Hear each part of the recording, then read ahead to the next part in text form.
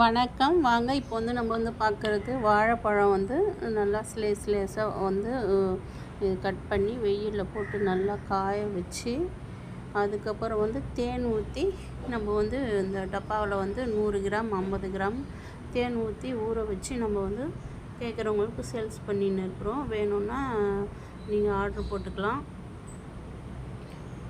செம்ம டேஸ்ட்டாக இருக்குங்க. குழந்தைங்களுக்குலாம் வந்து டெய்லி ஒரு பீஸ் கொடுத்தீங்கன்னா குழந்தைங்க வந்து புஷ்டியாக ஆரோக்கியமாக இருக்கும்.